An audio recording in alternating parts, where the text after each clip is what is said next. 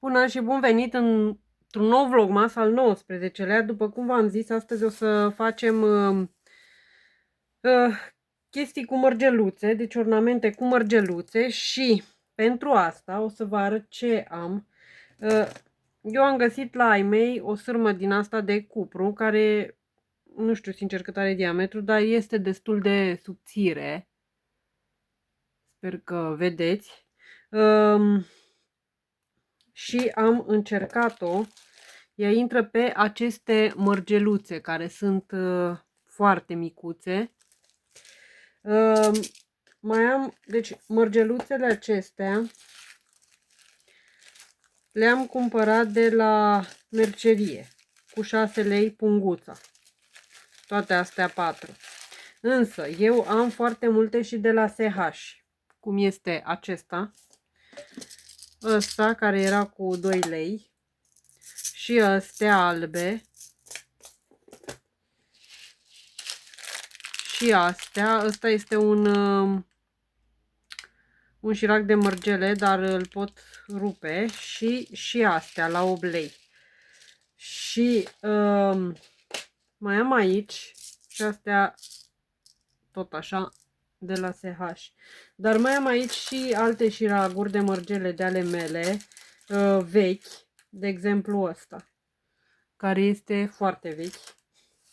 Era mică când îl aveam și cred că mai am niște mărgeluțe. Mai am și astea galbene. Astea sunt tot de la mercerie, dar de foarte mult timp le am. Și acestea. Și acestea. Și acestea. Mai am și așa. Dar nu sunt multe, sunt doar câteva și astea nici nu cred că sunt mărgele. Astea cred că sunt altceva. Și aici începusem eu la un moment dat să fac o rățară, lanț, ceva din mărgele, nu știu din care. Dar da, cred că o să-l rup și pe ăsta și o să-l folosesc. Și mai am astea luate tot de la SH. Sincer, astea sunt cam mari. Dar în rest acestea micuțe, așa, de exemplu astea sunt, nu scriu dimensiune, că vreau să vă dau așa dimensiuni, dar tot ce găsiți mai micuțe. Iar astea nu sunt rotunde, sunt așa pe verticală și mă gândesc că ar fi bune pentru a le pune ca și globuri. Acum, sârma. În afară de asta, pe care am găsit-o acasă, deci asta o puteți lua de la bricolaj, de la orice magazin de bricolaj. Dacă nu, cumpărați sârmă din aceea pentru mărgele, care e specială. Dar mai e aici o astfel de sârmă, tot de la magazine de bricolaj. Și aceasta se împarte în din astea mai micuțe. Dacă aveți răbdare, ceea ce nu e punctul meu forte, după cum vedeți, foarte subțirele acestea în care se împarte, puteți desface și folosi pe astfel de sârme. Am văzut că există un dispozitiv din acela care întinde sârma, dar sincer, eu nu fac mărgele, nu fac nimic. Asta facem pur și simplu decorativ. Și ca să nu cumpărăm chestii, dacă nu facem, dacă nu avem mărgelitul ca și hobby, doar pentru a face un craft de sărbători, eu zic că e de ajuns o astfel de sârmă. Mai am un ac din ăsta de băgat mărgelele pe sârmă sau pe ață. Și mai am diverse clește. Pentru că într-un timp am vrut să fac mărgele și chestii, dar m-am oprit, așa că am rămas cu cleștele. Asta nu știu de ce l-am aici, că nu cred că mă ajută. Iar aici am luată tot de la SH, chestia asta. Nu. Asta am găsit-o acasă. Este fir din acela de pentru pescuit, pentru pus la undiță. Și acesta poate fi folosit în loc de sârmă, dacă aveți așa ceva, dacă aveți chestii din astea sau le găsiți mai ușor, puteți să îl folosiți pe acesta. Acesta nu se rupe, că e plasticos așa. O să-l folosesc și pe ăsta. Iar ce mai am? Ca să vă arăt exact tot. Mai am mărgeluțele astea și astea tot de la SH le-am luat. Stai să văd cum se deschide. Acestea albe. Nu știu dacă nu or să-mi ajungă cele pe care le am. Poate o să le folosesc și pe acestea. Da, acestea mai micuțe pentru că nu vreau să fie brădulețul acela mare. Și mai am aici și, dacă nu aveți ac din acesta, acestea care sunt suporturile acestea de se introduce ața în ac. Și acestea sunt bune. Acum, eu o să folosesc chestia asta, că o am. Și mai avem un ac, dar nu-l mai găsesc. Asta e problema cu acele astea, ori se rup, ori se pierd, fiind atât de minuscule. Acul o să-l folosesc în caz că nu intră sârma aceasta pe mărgele direct, dar deocamdată intră. Eu o să vă las câteva imagini pe care le-am găsit pe Pinterest și sper să-mi ajungă verdele ăsta, că mai mult verde nu am. Nu m-am gândit să iau 2 punguțe din astea. Dar dacă eu o să folosesc și argintiu acesta. Da. Dar sper să-mi ajungă, că sunt destul de multe mărgeluțe. Însă, stați că nu am spațiu aici. Pentru acest giveaway m-am gândit să fac un brăduț rapid, așa, care să fie ca o spirală. Ok, am sârma și voi folosi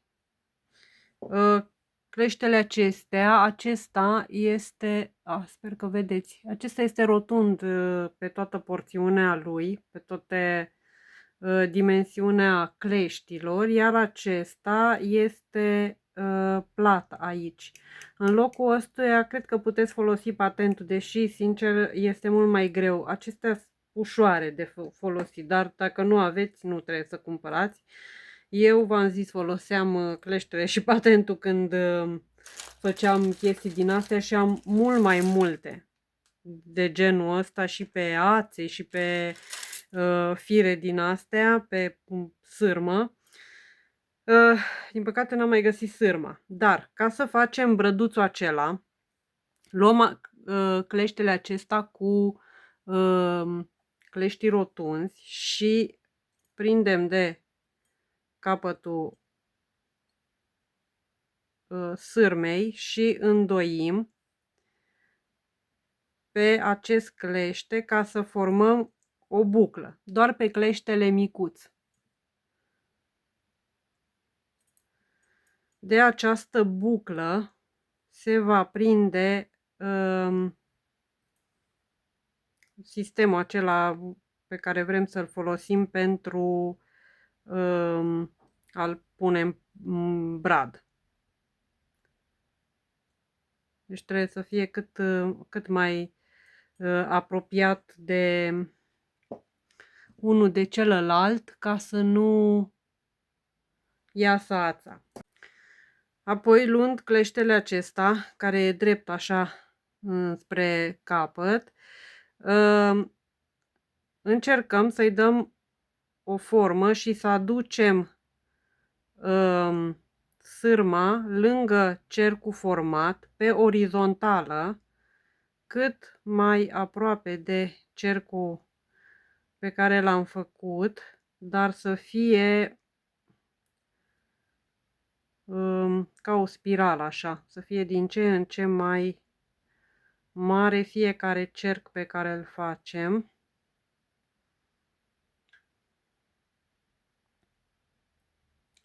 Explicația știu că nu e extraordinară, dar sper că văzând veți înțelege cum trebuie făcut.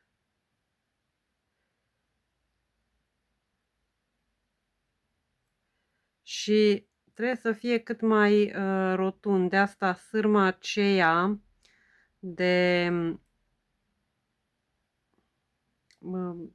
aceea se folosește pentru mărgele, este mult mai puternică decât asta, cred că mult mai tare, dar se poate totuși modela. Asta e mai subțirică, dar se modelează mult mai ușor. Îi poți da formă după cum dorești. Că trebuia să-l apropii mai mult.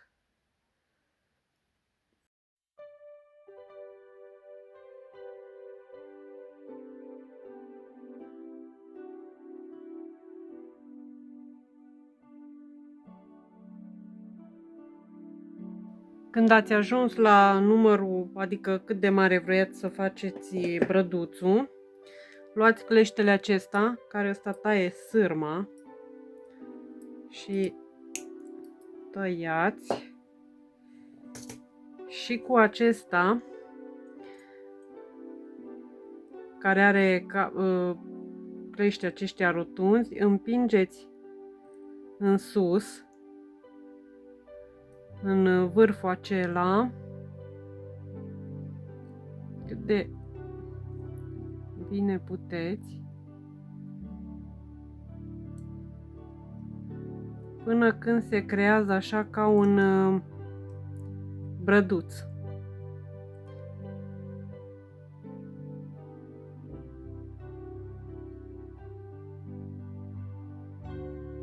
Sper că arăt ce trebuie aici.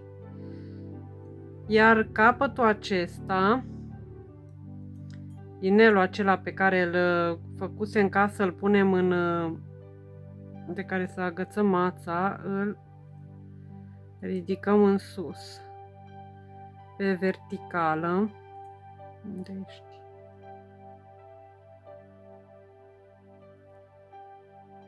Și vine așa.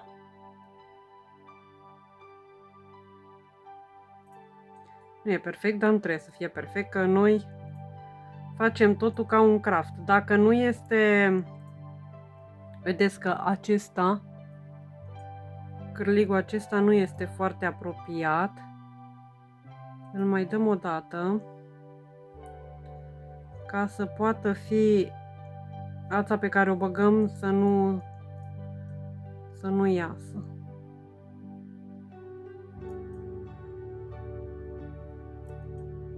Ok. Iar partea aceasta pe care am lăsat-o liberă, pe partea aceasta începem să băgăm mărgeluțele.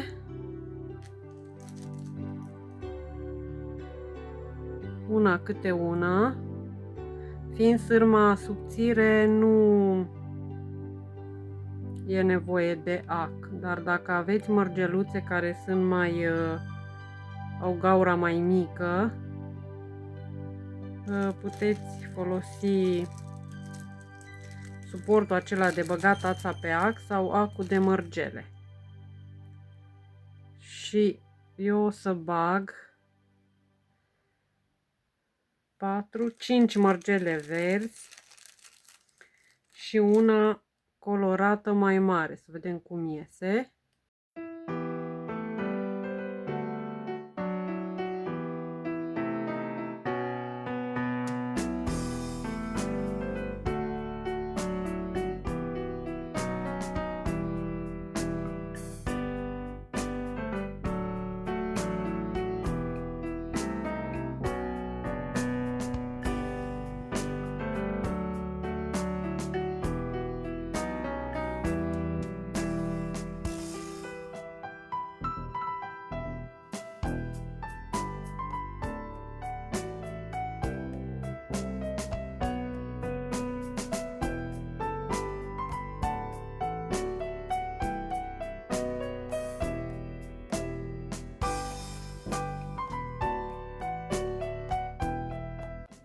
Am făcut acest brăduț. Așa arată. Și aici la final vreau să pun un clopoțel. Cred că ăștia sunt cei mai mici pe care i-am. Așa că o să pun unul.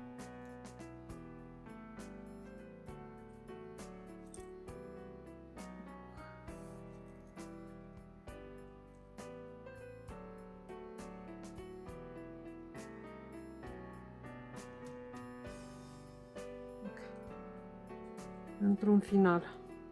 Și aici la capăt răsucim cu același clește din acesta cu cleștișorii rotunzi.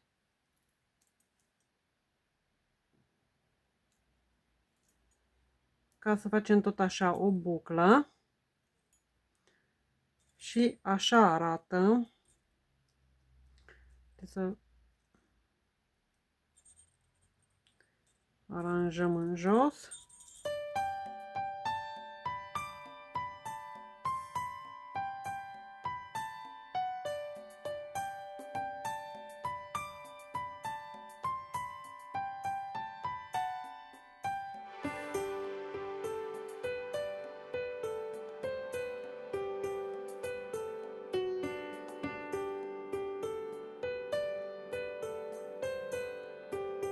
Și așa arată. Vai, îmi place tare mult cum a ieșit. Mă gândesc să mai fac unul mai micuț așa. Și apoi să mă ocup de ăla pe care vreau să-l fac eu. Chiar îmi place cum a ieșit. Chiar mă bucur că l-am făcut. Sincer, e foarte relaxant. Așa că vă sfătuiesc să faceți. O să mai fac unul și apoi o să mă ocup de celălalt. O să vedem că s-ar putea să folosesc și sârma aceea pe care o am pentru care era mai grosuță.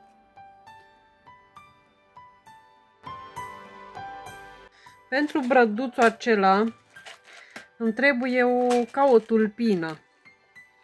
Și mă gândesc să folosesc sârma asta, deși nu știu cât de groasă e. Mi-ar trebui ceva, o sârmă mai puternică. Mă gândesc să o desfac pe toată și eventual, pentru că nu vreau să fie foarte mare acest brăduț, ca să nu trebuiască să muncesc o veșnicie la el.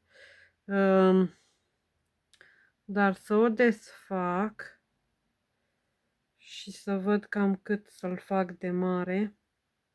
Cred că e mult prea mare. Mai mic aș vrea.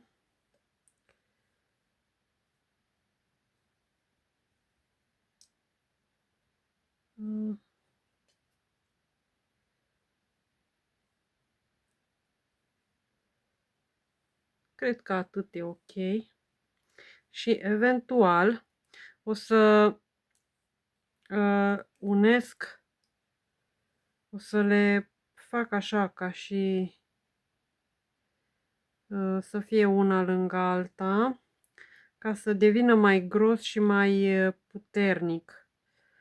Ăsta să fie trunchiul brăduțului, deși nu știu cum o să fac asta. Cred că îl vreau pe asta. Ia să vedem. Reușim ce ne propune mintea, că nu știu exact cum e făcut brăduțul acela, adică el în sinea lui e făcut din sârmă din aceea pentru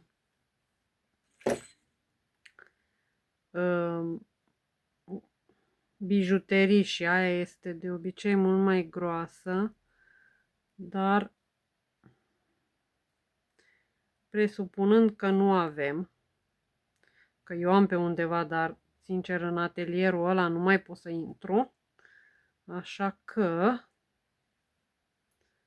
mă gândesc că așa ar fi ok.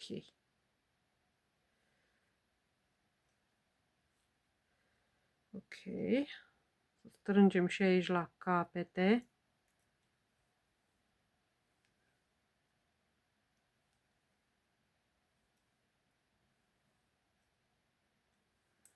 Cu ăsta plat se strânge mult mai ușor. Ok.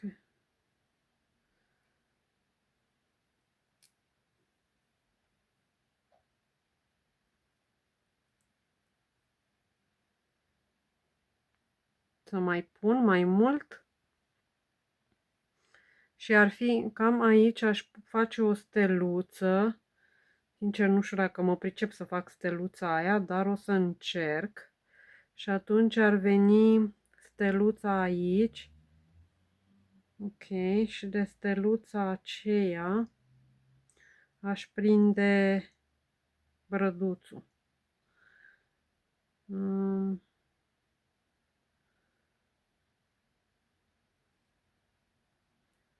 Să-l fac mai gros. Hai că mai pun încă o dată. Mai îndoim o dată.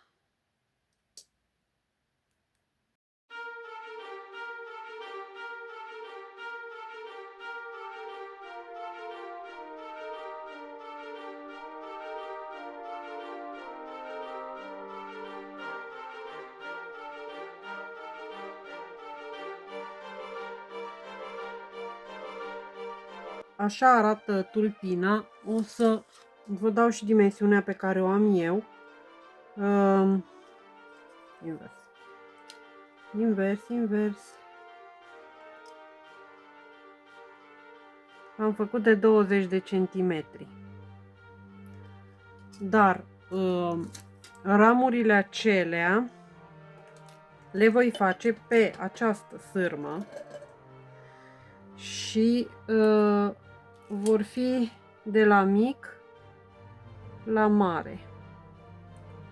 Adică de la așa, micuțe, din ce în ce mai mare și din ce în ce mai puse de o parte și de alta a brăduțului. Și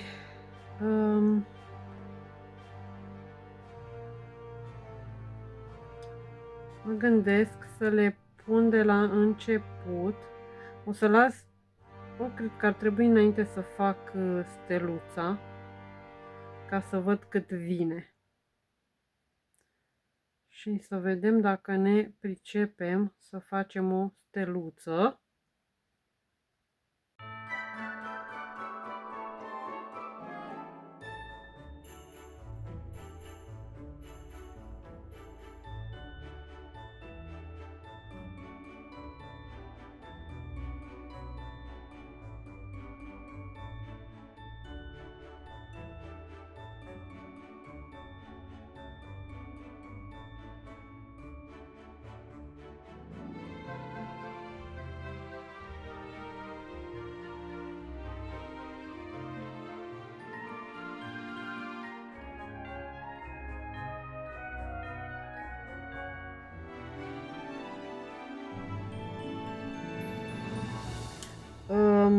Am încercat pe asta, dar nu intră, că e foarte ondulat. O să încerc pe unul neondulat așa, să văd dacă intră chestiile astea, că aș vrea să fac cu ele. Oh, da, intră. Haideți că vedem. Să tai cât e ăsta de lung.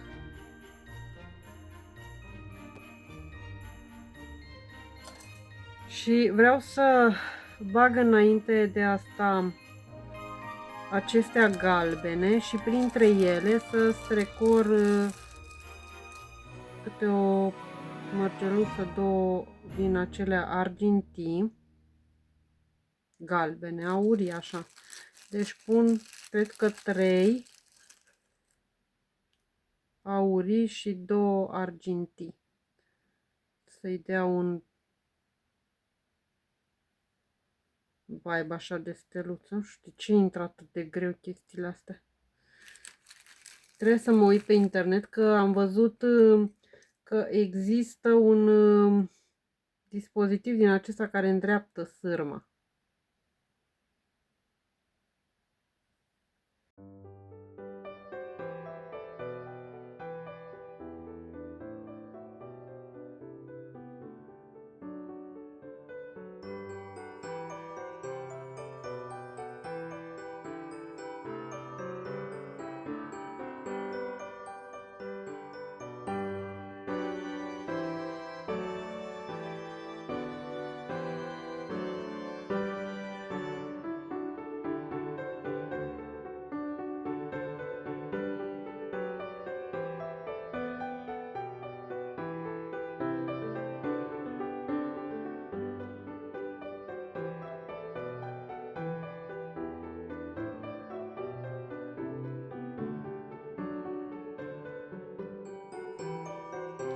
Așa arată, nu e perfectă, dar stă. Da, foarte complicat, dar abia am reușit să o fac. Și acum am spart și eu din asta, că am strâns cu, nu cu ăsta, cu ăstălalt, foarte aproape de mărgeluță și bineînțeles că s-a spart mărgeluța. Dar acum o să tai și mă gândesc cum să fac, dacă să le fac direct pe brad și eventual să pun mărgelele așa. Și cred că așa o să și fac, ca să că mie că după aia nu voi mai putea prinde sârmulițele astea. Da, deci o să îndoi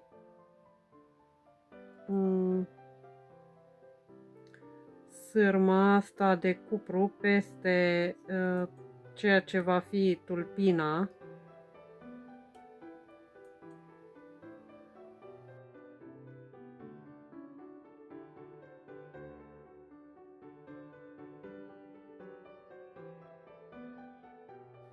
Aici. Cât să zic că am lăsat cam 2 cm jumate. Și o să bag pe chestia asta, o să bag câteva mărgeluțe din acestea verzi, pentru că brăduțul este verde, și apoi pe lângă mărgeluțele astea verzi o să bag și câte o mărgeluță mai mare, ca să arate ca un brăduț de Crăciun.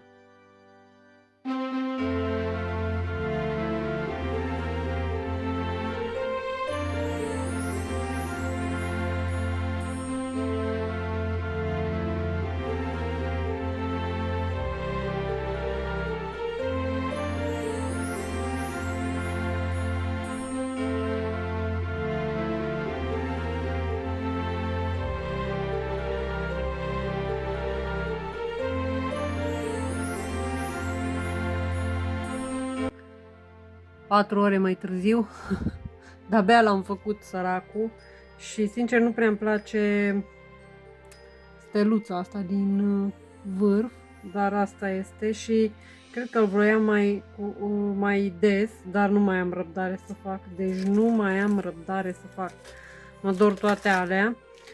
Sincer vreau adică mă gândeam că va fi mult mai rapid de făcut, parcă mai mult îmi plac ăștia. Nu prea arată ca și imaginea aceea de pe Pinterest, dar asta este.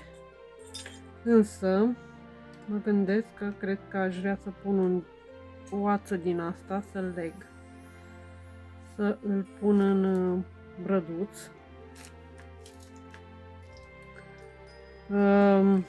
Dar da, foarte greu și foarte, nu mai văd nici cu ochelari, abia vedeam să bag astea mărgeluțele pe sârmă. De asta nici n-am mai filmat, pentru că îmi vedeați numai capul, că nu vedeam pur și simplu. Dar acesta este rezultatul.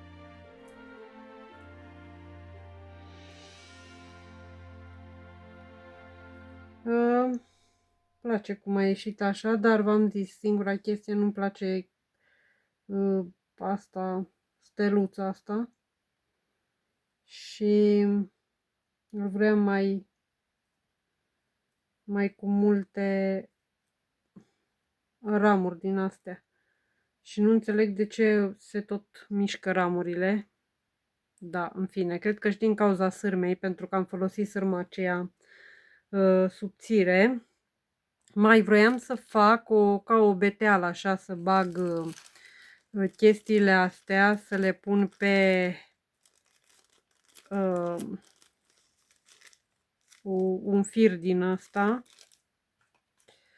și să le pun așa peste el.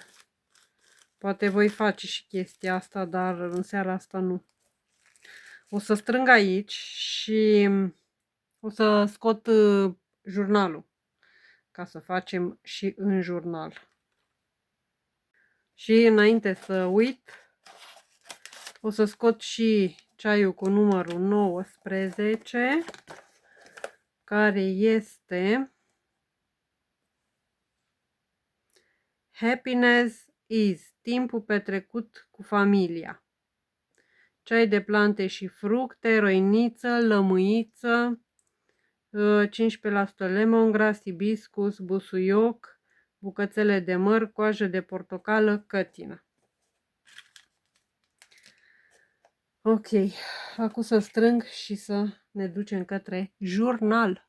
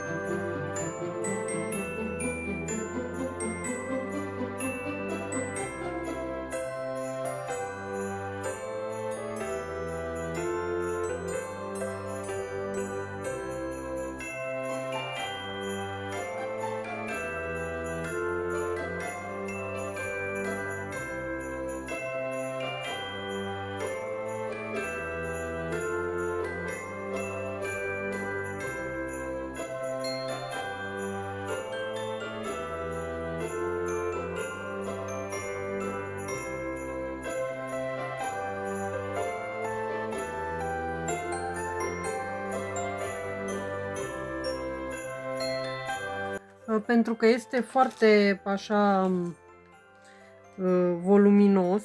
Mă gândesc să-i fac o închizătoare ca să-l țin mai strâns. Și am mai multe opțiuni. Am odată chestiile astea care sunt tot așa crăciunistice și o să încerc o dată cu ele.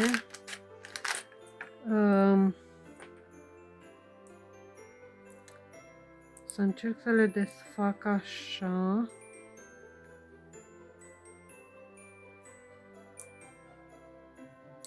Între ele le-aș lega cu chestia asta de la Andreea. Dacă nu funcționează,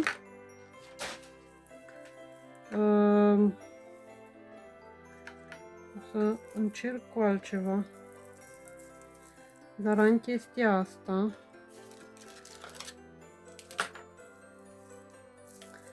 Și vreau să încerc să bag aici printre aceste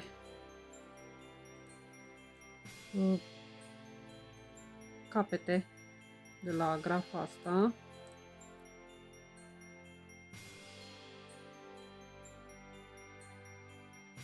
Și să vedem cam cât vreau. Oh, cred că e de ajuns. Să rup singură. Am impresia că asta e de hârtie. Ok.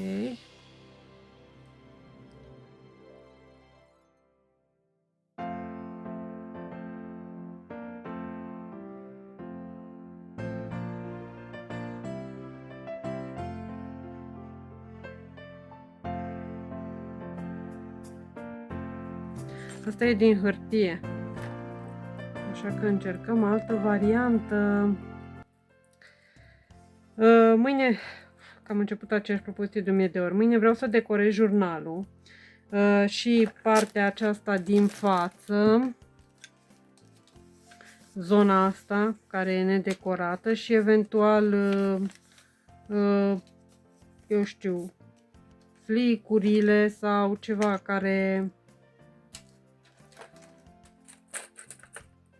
Felicitări care au mai rămas nedecorate, iar ultimele, pentru că din păcate mâine va fi ultima zi pe care o voi da acestui vlogmas care m-a epuizat.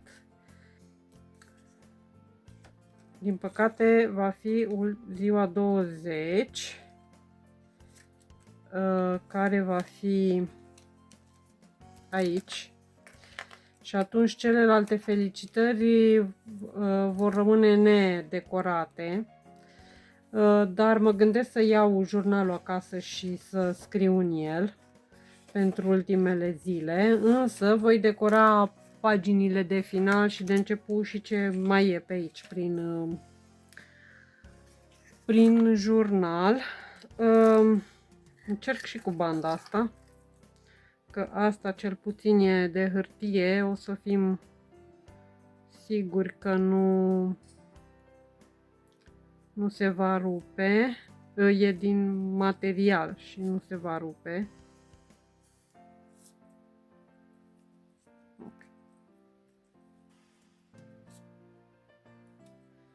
Și acum n-aș vrea sincer să-l fac foarte strâns ca să îi permită cât de cât să stea. Deci să zic cam așa. Hai să vedem.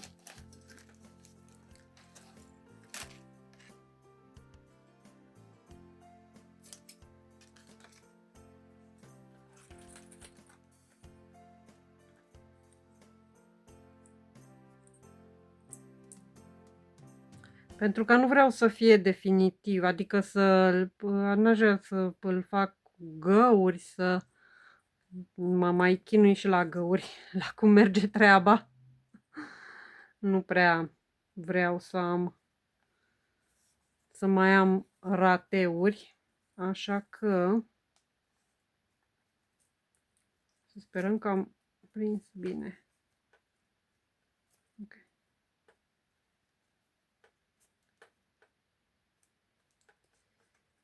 Așa.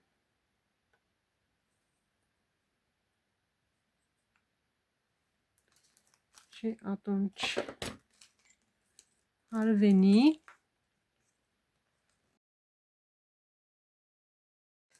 așa ar veni. Și atunci stă. Opa! Mi-a căzut brăduțul. Săracul e plin cu de toate, acest jurnal, dar îmi place tare mult cum e. Însă de ce a căzut brăduțul, nu înțeleg. Deci este 1 noaptea, așa că, tata, acestea sunt aceștia brăduții pe care i-am făcut și ăsta mi-a luat 5 ore aproape. Deci am înnebunit-o băgând ațe pe mărgeluțele acestea pe sârmă și sârmele acestea. Cel mai mult mi-a luat să pun sârmele acestea pe mijlocul ăsta și iar nu-mi place, v-am zis, steluța asta, dar asta este. Ăsta, în schimb, îmi place foarte mult și ăsta l-am făcut în 10 minute. Deci când am văzut că îl fac ăsta în 10 minute, am zis că sigur mai mult de o oră ăsta nu-mi va lua, dar de unde? De unde? Că se pare că mi-a luat tare mult. Însă ăsta o să-l pun în brad. Și ăsta o să vi-l dau la giveaway. Mâine o să fac și extragerea pentru giveaway, așa că mâine va fi ultima zi, că sunt epuizată, numai la 4-5 m-am culcat luna asta, tu cu vlogmasul. Dar asta este. Cred că de la anul o să schimb și cu canalul și cu tot formatul ăsta, pentru că e mult prea mult pentru mine. Dar, da, deocamdată suntem în prezent. Mă uitam că scrie pe bluza mea Today is your day. Se pare că numai my day n-a fost astăzi, dar în fine. Da, deci acesta e craftul de astăzi, brăduți din mărgeluțe. Sper că v-am inspirat. Dacă v-a plăcut, poate faceți și voi. Poate nu ăsta, dar cel puțin ăsta. Oricum eu o să vă las și Pinterestul meu și am acolo salvate o mulțime de chestii, avioane, îngerași, toate nebuniile. Sincer am așteptat cel mai mult ziua asta să fac brăduții și știi cum e, când aștepți foarte mult trebuia să fi făcut eu din prima zi, că eu zic că mi ieșea mai bine. Mă așteptam să fie mult mai plin, adică așa aveam un plan, să-l fac mult mai plin și să stea chestiile astea, că se tot plimbă. Cred că sârma nu este cea care trebuia. Am folosit sârma aceea, dar până și la urmă urmei este sârmă, nu. Nu știu ce să zic, în fine. Ce ziceți? Vă place sau nu vă place? Ce am făcut eu astăzi? Deci, mâine este ultima zi. Mâine o să termin de decorat acest jurnal și dacă nu mi-a foarte mult decorarea jurnalului ăstuia, o să îmi fac și jurnalul de 2026. Dar nu promit. Acest video o să fie numai mâine pe canal, pentru că e 1:30 și nu mai am putere să mai îl și editez și să-l și postez și să... Nu, prea mult pentru mine. Așa că mâine o să-l aveți pe asta și poate mâine seară, că mâine sper să nu mai plec pe nicăieri. Azi am fost cu mașina și de la o simplă sudură am ajuns să mă coste 1000 de lei. Deci nebunesc. Așa că, da, jumătate de zi am pierdut-o. Dar asta este. Viața își spune cuvântul. Noi ne vedem mâine și vedem ce facem în acest jurnal. Așa că, pe mâine.